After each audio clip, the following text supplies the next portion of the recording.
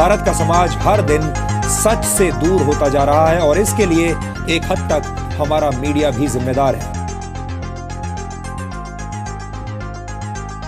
अपने दफ्तर और अपने शो डीएनए से 27 दिन दूर रहने के बाद जी न्यूज के editor in chief Sudhir Chaudhary ने अब कमबैक कर लिया है। 27 दिन बाद बिल्कुल फिट होकर वापस वे लौट आए हैं। सुधीर आखिरी बार 17 मई को अपने बहुचर्चित शो डीएनए में नजर आए थे, जिसके बाद वे कोरोना की चपेट में आ गए और लगातार उनका इलाज चल रहा था।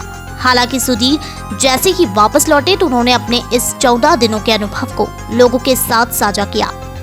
इस दौरान सुधीर ने क्या कहा, चलिए हम आपको बताते हैं। सुधीर ने अपने फ्रेंड से कहा कि आज मैं 27 दिन बाद यानी 648 घंटे बाद डीएनए में आप सबके साथ मौजूद हूँ और आज मैं आपसे कई बातें साझा करना चाहता हूँ। सुधीर ने अपने शो की शुरुआत एक अंग्रेजी कहावत के साथ शुरू की। उन्होंने कहा, We always work for a better tomorrow, but when tomorrow comes, instead of enjoying, we again think a better tomorrow. Let's have a better today. यानी हम हमेशा ये कहते हैं कि कल को बेहतर बनाएंगे और इस कल को बेहतर बनाने के लिए हम अपने हाथ को भी भुला देते हैं। लेकिन जब वही कल हमारा आज बन जाता है तो हम फिर उसके बाद कल की चिंता करने लगते हैं और आज में कभी नहीं जी पाते। यानी हम कल के लिए हमेशा अपने आज को भूल जाते हैं। लेकिन कोरोना वायरस ने हमें यह सिखाया है कि जीवन आज, अभी और इसी वक्त में है। सुधीर चौधरी ने अपना अनुभव शेयर करते हुए बताया कि 17 मई को जब डीएनए शूट खत्म करने के बाद मैंने आपसे कहा था कि अब आपसे हमारी मुलाकात होगी कल रात 9 बजे, तब तक मुझे इस बात का जरा सा भी एहसास नहीं था कि मुझे कोरोना हो जाएगा।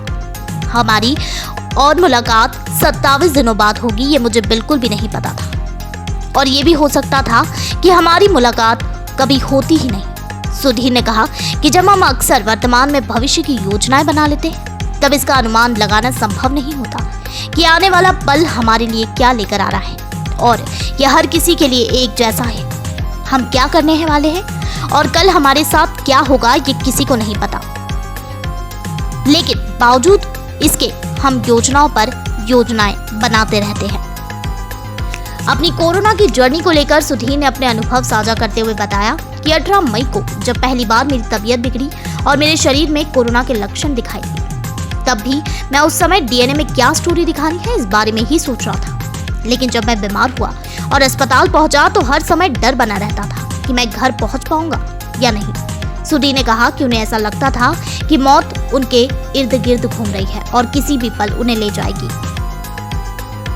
ऐसे कई लोग थे जो घर से अस्पताल आए लेकिन जिंदा घर नहीं लौट पाए। ये सबसे मुश्किल समय था। हालांकि इस मुश्किल समय में कुछ लोग थे जो हमें बचाने की पूरी कोशिश कर रहे थे। ये लोग अस्पताल के डॉक्टर और नर्सिंग स्टाफ थे। इस मुश्किल घड़ी में जब लोग घरों में कैद हैं और खुद को बचाने और अपनों को बचाने का प्रयास कर रहे हैं, तो वहीं दूसरी ओर अस्पतालों में रहकर डॉक्टर और नर्सिंग स्टाफ अपनी जान की परवाह न करते हुए लोगों को बचाने का काम कर रहे हैं। सुधीर ने अपने अनुभव साझा करते हुए उन सभी डॉक्टर्स और हेल्थ वर्कर्स को धन्यवाद दिया है